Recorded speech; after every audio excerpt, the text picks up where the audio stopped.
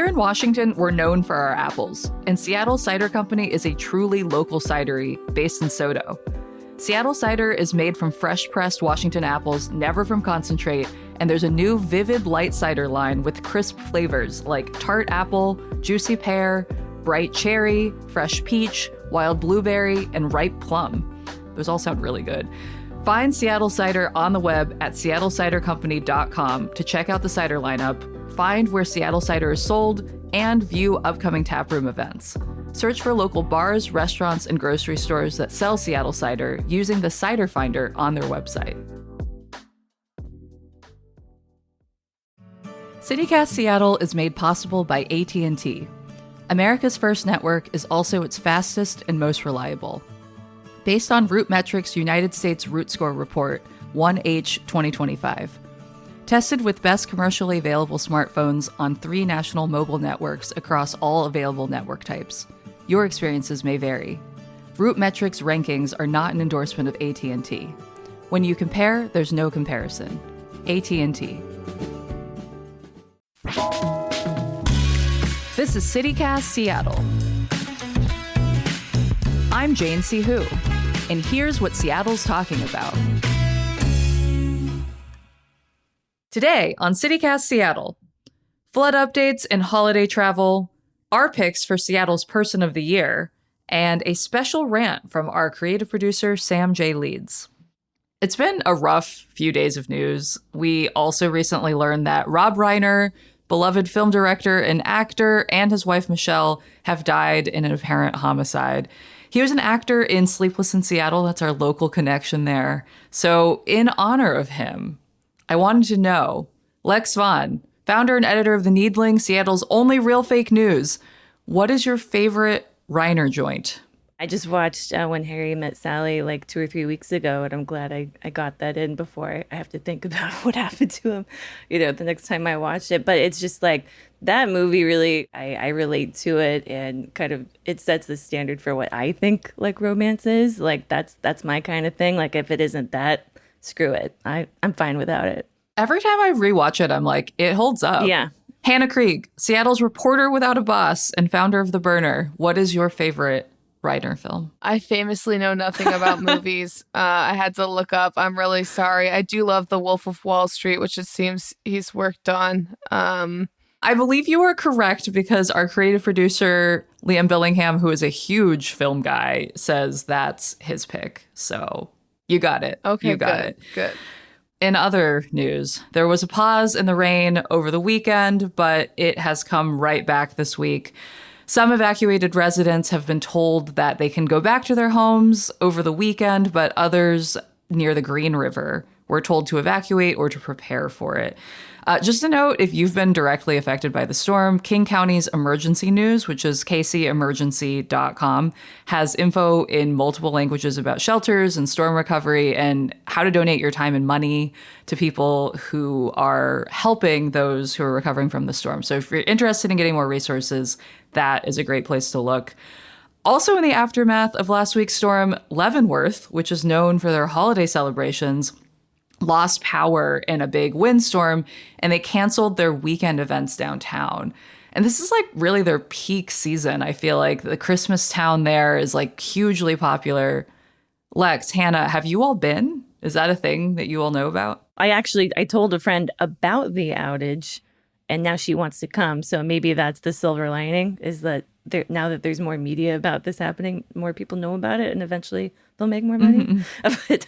But it is like kind of sad to see, but also just a responsible choice. I know it's a big deal to keep that highway open during the holidays, but like safety is the most important thing. More important than money, more important than sticking with your plans.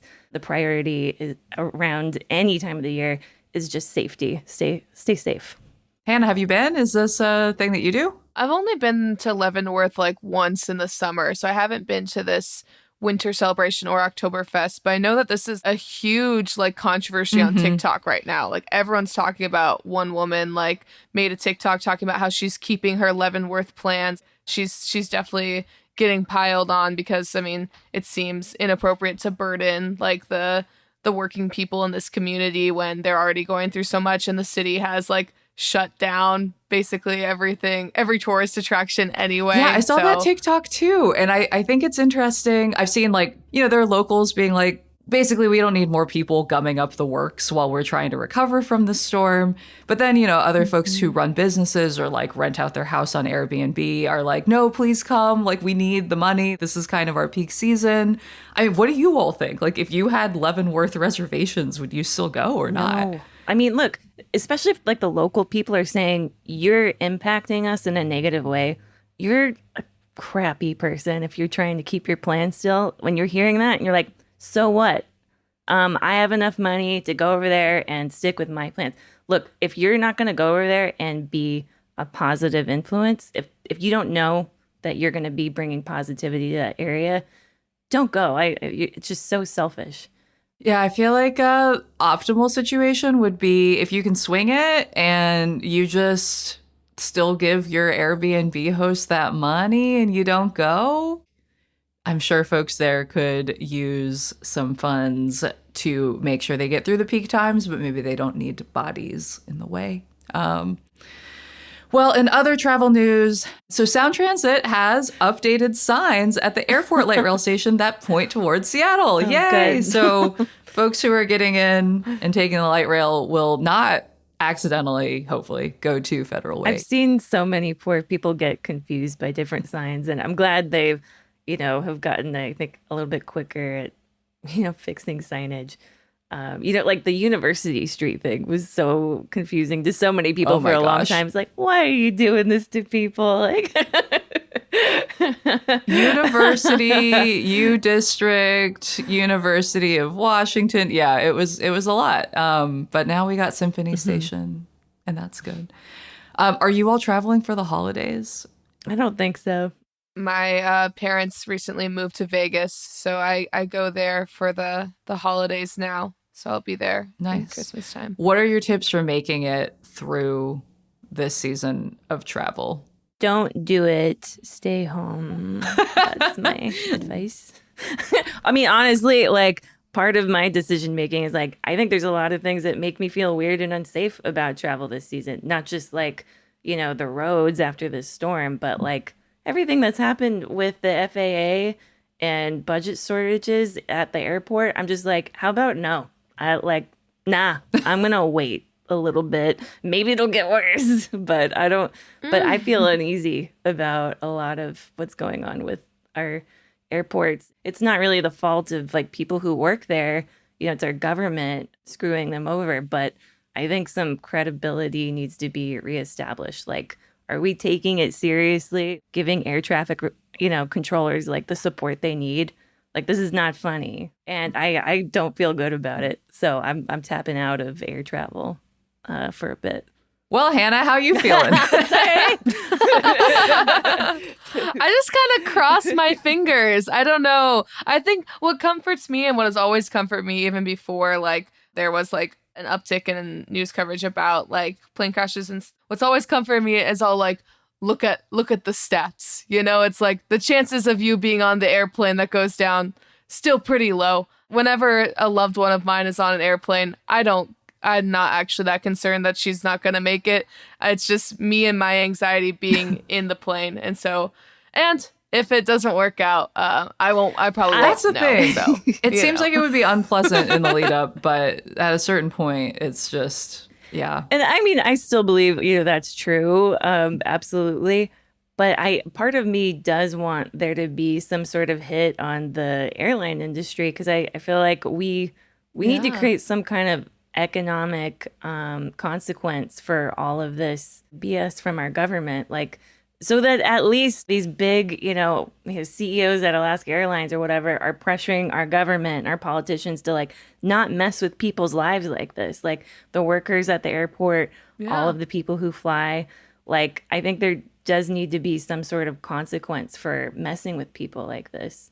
So even if it actually is still safer, I'm partly just against like acting like everything's fine too. I mean, Hannah, what is your strategy when you are like, I gotta fly to Vegas? That's at least blissfully not that far a flight, but it still means you gotta brave the airport.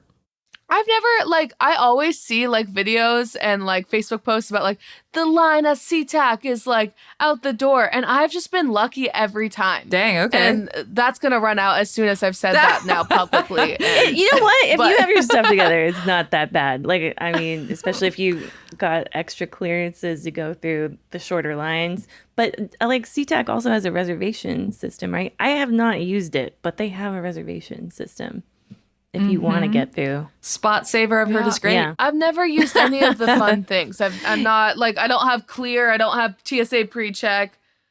I also do go early. Like, I'm not someone who's gonna, like, risk it. Like, I'm a show up probably an hour and a half early, not a whole 2 hours, but I go pretty early. Leave time for something to go wrong. And also, if you haven't flown in a while, maybe, like, look up what the rules are. I always, I feel like I don't blame people for not flying, but it is always like I would love people to know what's happening once they're at the airport and kind of know that they gotta like take off the shoes and put the laptop in the bin. You don't have to take off the shoes anymore, though, right?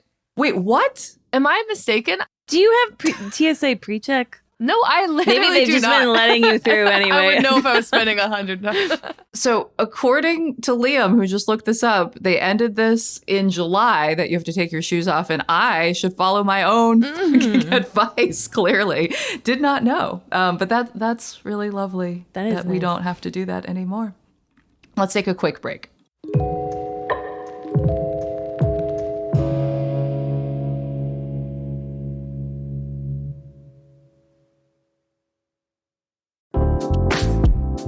I've been making a point of getting out and visiting or revisiting spots that I don't go to every day in town. So this weekend, a friend and I did a little downtown outing, like we got lunch in Pioneer Square, and then we made our way to the Seattle Art Museum, one of Sam's 3 locations.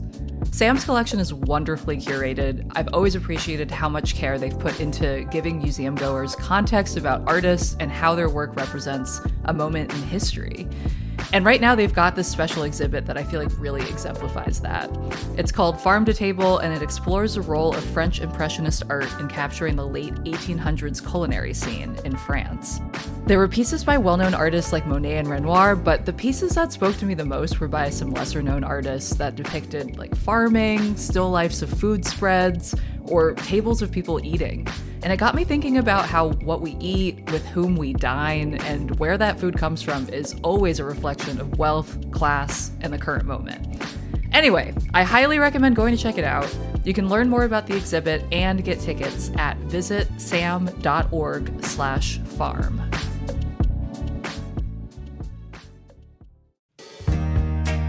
The holidays are coming up, and if you're looking for something festive to do, check out the Argosy Cruises Christmas Ship Festival. You'll sail aboard the Spirit of Seattle with hundreds of twinkly lights as she visits 40 waterfront communities across Puget Sound. On board, you'll be surrounded by festive fun. There are going to be live holiday choir performances, warm drinks, cozy indoor seating, gorgeous views, and even a visit from Santa. With departure locations in downtown Seattle, Kirkland, Renton, Ballard, Leschi, Edmonds, South Lake Union, and Tacoma, there's a sailing for everyone. And every ticket supports the season of giving, with a portion of proceeds donated to the Seattle Times Fund for those in need, helping several local charities. Make some new holiday memories and book your Christmas ship cruise at argosycruises.com. Now that we're getting into the last days of 2025, Time Magazine has chosen their Person of the Year, and it is, drumroll please, God. I'm doing a little thing on my table, the Architects of AI, Ew. which includes Seattle area companies Microsoft and Amazon. So in their write-up, Time said, quote, "This was a year when artificial intelligence's full potential roared into view, and when it became clear that there will be no turning back or opting out." How does this make you all feel? Like, what do you think about Seattle having had a hand in all of this? Ew. Yeah. I mean, part of what was offensive about that choice was also just the image that they, put all these supposed architects of AI who I think are more like thieves of AI. They're Describe this the image for people who have not seen it. I'm sure most of you have seen it, but it's mimicking a classic photo of construction workers, sitting on this beam, out in the middle of the sky in New York, eating their lunch. And it's instead of, these working class people doing really hard work, it's all of these guys like Sam Altman sitting there as if they've done something CEOs. just as difficult. What I do find funny about the Times choices this year is like, it almost seems like, okay, someone forced them to put like, Donald Trump on the cover or, AI on the cover. Like they got paid and told, you got to put this on the cover. But I swear to God, whoever's doing the visuals at Time is like trolling. Cause I'm just like, I see what you, come on. Like, I feel it as a satirist. I'm like, you are playing and I like it. I see you sneaking that in. Excellent job. Yeah, you're right. It's like, even if we were going to give credit to like the architects of AI, it wouldn't even be the CEOs. It'd be like the programmers. And then it'd be all the artists that they're stealing from anyway. And so it'd just be like normal people who have like contributed to the collective consciousness that has created this monster known as AI. Well, I was looking at the history of Times Person of the Year. They've been doing this since 1927. And in their little description of what Times Person of the Year means, they say, we recognize a force that has dominated the year's headlines for better or for worse, which I looked into. Hitler was actually the 1938 I learned that this week. I'm like, Person of the literally, Year. Hitler was one? Like, wow, all right. So yeah, it's not so much an award, but rather just kind of acknowledging that these are the people who have had some kind of large influence on the year. So with that, I was thinking, there's already a Seattle connection there with Microsoft and Amazon being part of the AI movement here. But who would Seattle's Person of the Year be? Katie Wilson. I mean, kind of obvious, I think. Katie Wilson coming onto the scene was a huge deal and kind of heroic because I think a lot of people like myself did not want Bruce Harrell as mayor again. And I was so thankful that somebody, just an outsider, was like, all right, I'll do it. And that was Katie Wilson. And I mean, she has a ton of experience, with advocacy that she brings to the table that makes her that is going to make her a great mayor. And I don't know, I'm really proud of her and everyone else on her team that lifted her up, onto that win. I mean, she definitely has changed the conversation. I think that she has already had a significant impact on what the city's talking about right now. But Hannah, curious to hear from you. Would Wilson be it for you? Do you have another Person of the Year? No, not even close. That's not my Person of the Year. The first, if anyone on Wilson's team is going to be Person of the Year, it should be like her like gay intern who did all of her social media. But I know what you're talking about. Yeah. The Person of the Year in Seattle, it's at the risk of sounding pick me, it's so clear to me that it has to be Cal Raleigh. It has to be the Mariners. Sure. That was insane. And another one, yeah. That was the best month of Seattle I've ever experienced. It was so much fun. I was like, 3 nights a week, I'm going drinking with the girls. And you know what? There's going to be people at the bar. And it's going to be so much fun. And like the city was electric and it was so good. And he was, the emblem of that. And I think he has to be Seattle's Person of the Year. No one even comes close. No second place. That's true. I mean, he got me to pay attention to baseball. And he got me to break out my like old school radio to listen to a game. I would argue, this is what I'll argue, for Cal Raleigh versus Katie Wilson. And I like them both. But I would say that if we had an election, Cal Raleigh would win. I would say he brings the people together more than Katie Wilson. I'm being such a civic nerd saying Katie Wilson, but like to like get real, like most Seattleites, if there was a vote on that, like absolutely he wins. Great candidate. Okay, so what I'm hearing is Cal Raleigh 2029, run for mayor, give Wilson a run for her money, see what's up. He wanted. Yeah. All right, well, I think those are pretty good 2 contenders. So let's leave it there for now. But listeners, if you have an idea for who your Person of the Year in Seattle is, shoot us an email. You can email us at seattle@citycast.fm. Leave us a voicemail or text on our CityCast hotline at 206-880-3931. Let's take a quick break. When we come back, a special rant from creative producer Sam J Leeds.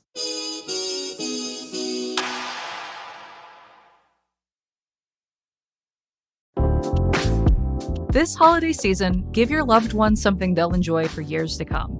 An Aura frame. It's a gorgeous digital photo frame that you can preload with photos and videos. Mine currently has about 300 photos of my dog Cookie. The app is super easy to use, and the image quality really impressed me. Plus, I was super pleased that it only took me a few minutes to set up. And I love that you can invite family and friends to share photos to your frame too.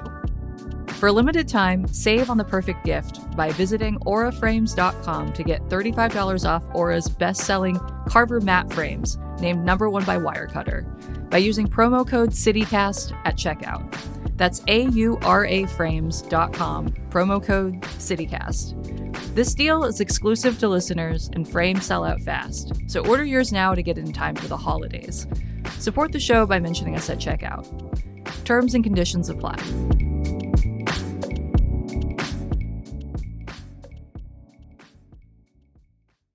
All right, we are back, and creative producer Sam J Leeds is here. Welcome, Sam.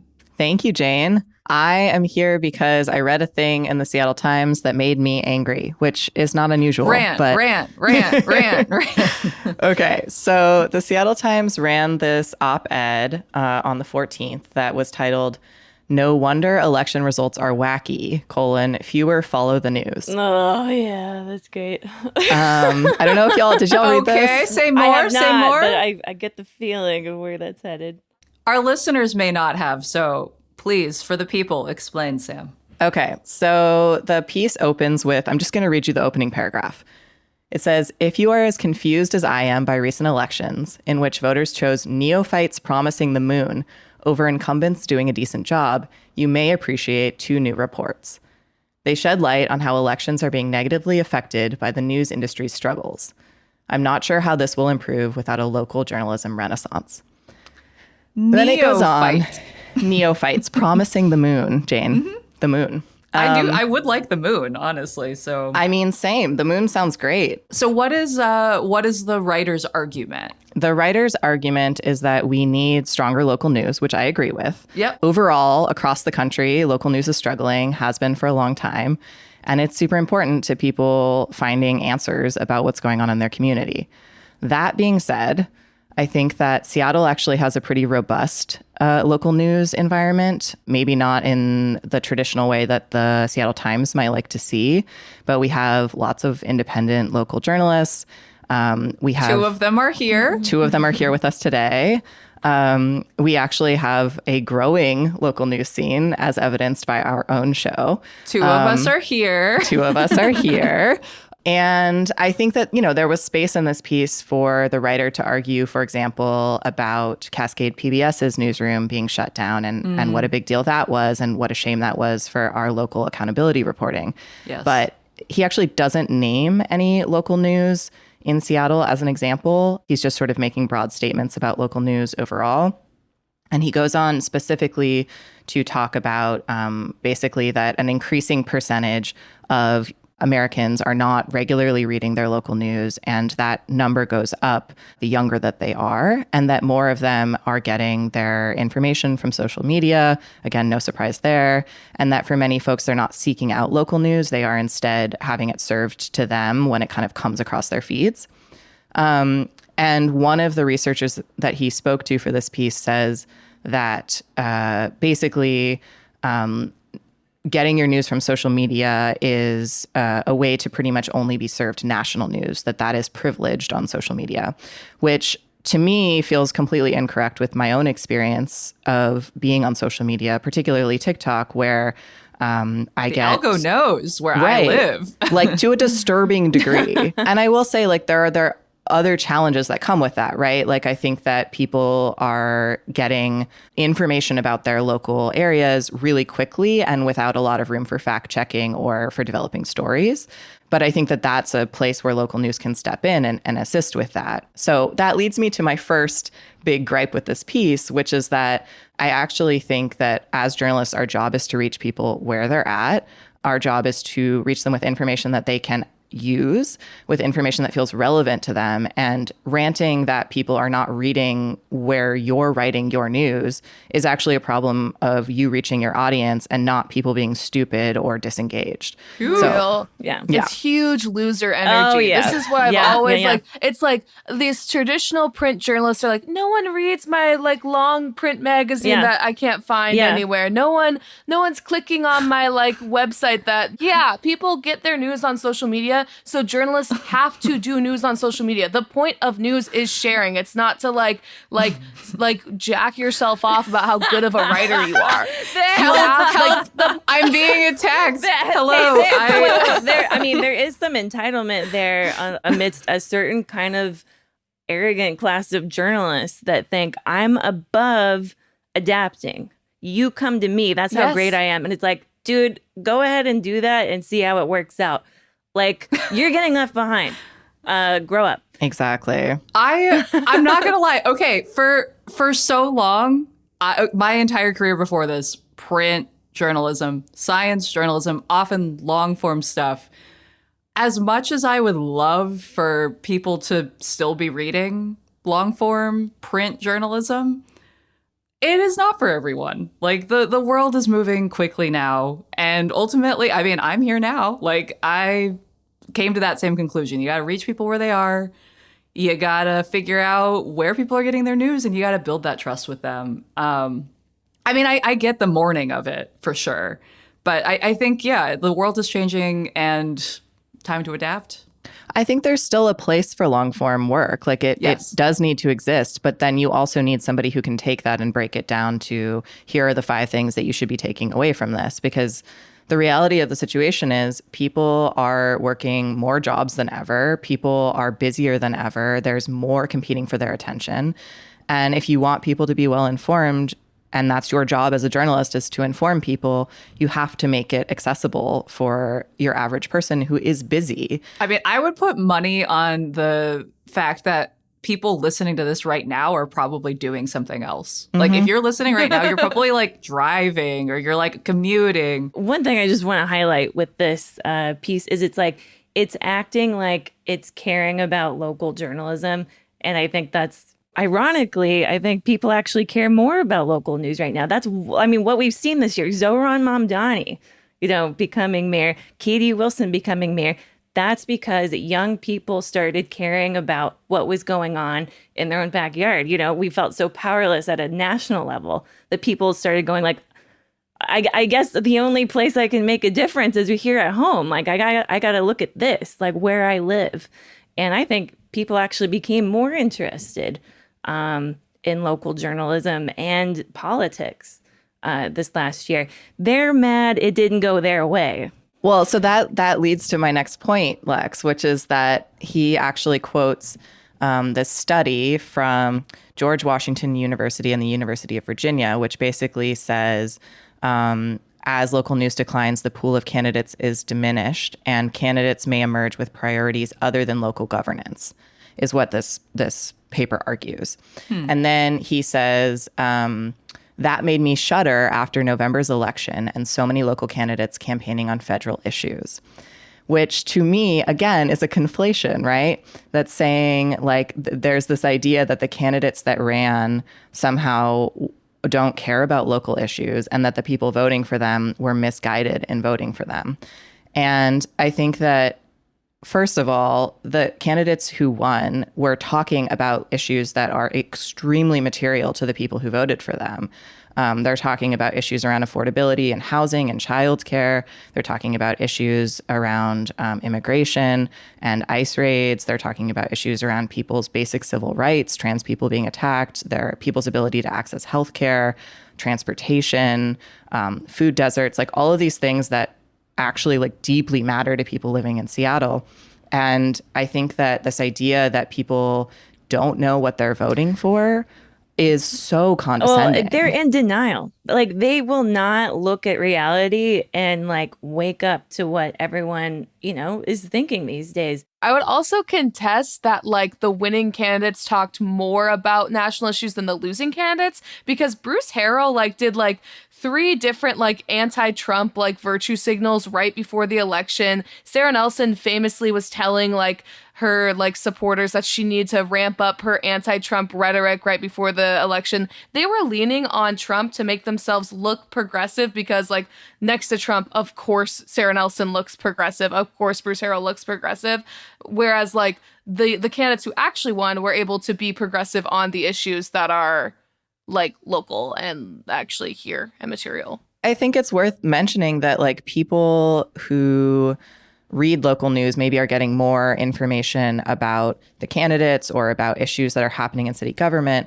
But the reality of the situation is that most people who are voting based on issues that they're experiencing in their lived realities, right? And they don't need a journalist to tell them that the rent is too high or that they can't pay their bills or that they can't put their kid in daycare because they can't afford it. Like, those are things that they're experiencing. And then when a candidate speaks to those things and says, I'm going to make them better, like, they're going to vote for the person who they think has a better plan around that. And I just felt really frustrated by this idea that this writer is saying, like, the election results were wonky because people aren't reading local news. My blood pressure just went up having a flashback about something that happened when I worked at the Seattle Times. I wrote like a very like popular piece on the rent going up. At the time, it was the most popular piece that had been on the Seattle Times website. Before I wrote that story my way, an editor suggested I write a first-person point of view piece about how I can't afford to live in this city. And I was like, you want me to write a piece about how I can't afford to live here that well on a Seattle Times salary? Like, you want me to write about how I can barely live because of how little you pay me? They're like, well, yeah, maybe that isn't the right approach. Like, dude, like, think about it for a second. This makes me think that I understand where this op-ed is coming from. Like, I think that there are some reasonable points, and I think many folks can relate to the fact that how people are getting the news is changing, that maybe people aren't paying as much attention to local issues as they should. But yeah, it feels like maybe, I don't know that I would make the same arguments and how those things are connected. Yeah, but I can definitely see where those things are coming from. Yeah. Mm-hmm. So, Hannah, I would be super curious to hear from you a little bit about how you think about reaching the audience that you're building and how the people who, read your newsletter and some of your more long form articles are interacting with your posts on social media and vice versa. Yeah, I mean, I think the social media is really the driving force of what I do at the Burner, and it really like brings people into the news. And I mean, it's just one of those things that like, this is how young, especially young people, my audience is predominantly like probably I think over 75% under 35.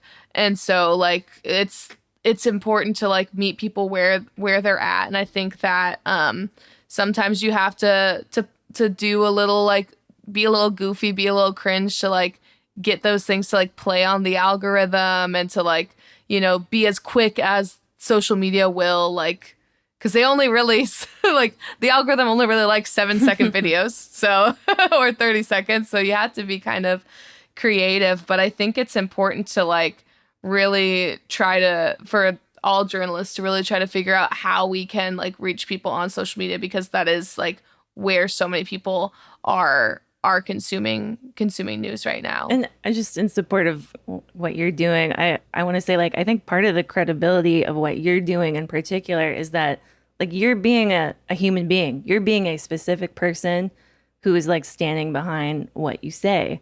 And I think historically in a lot of journalism, it's like people don't know who's reporting this. Yeah, I think for a long time, credibility was built on institutions, and journalists were really expected to be not visible. Mm-hmm. as the person behind the news, but I think that conversation has really evolved, and we understand now that every person who is reporting the news ultimately does still have a perspective, even if that's not clearly coming across in their reporting. Yeah, you have to acknowledge that you're reporting a view from somewhere. Yeah. Like Yeah. that you do have a standpoint that you're standing from, and that is the place from which you're delivering all the information that you're giving. And I think people are smart enough to make informed decisions once you give them that information on whether or not they trust you and want to follow your perspective. But I think, Hannah, like you always open your videos with that you're a reporter without a boss, right? And I think like that for folks is like, okay, we're getting Hannah's perspective. We're not getting Hannah's perspective filtered through her boss. And that is something that I think people have come to really distrust with a lot of our more institutional journalism outlets, is that it's being filtered through many different people's politics, many different people's considerations, and that makes it less trustworthy for them. Let's leave it there for now. Sam, thank you so much for bringing us this very fruitful rant. Clearly, we all have a lot to say about it. Glad to do it. Thank you for letting me rant. And Lex, thank you so much for sharing your experiences and bringing that to this conversation. Yeah, no problem. And Hannah, thank you as always for being the life of the party. Oh, you're too sweet. Thanks. All right, that's all for today here at CityCast Seattle. I'm your host, Jane C. Hu. And listeners, we want to hear from you. Send us your news tips, your thought on Seattle's Person of the Year, and your burning questions. Email us at seattle@citycast.fm or leave us a voicemail or a text on the CityCast hotline at 206-880-3931. And if you're enjoying the podcast, follow us on Apple, Spotify, or wherever you listen so you never miss an episode. If you feel inclined, please leave us a review. It really helps. You can get more local news and events delivered right to your inbox by subscribing to our newsletter. Just go to seattle.citycast.fm. Until tomorrow, see ya, Seattle.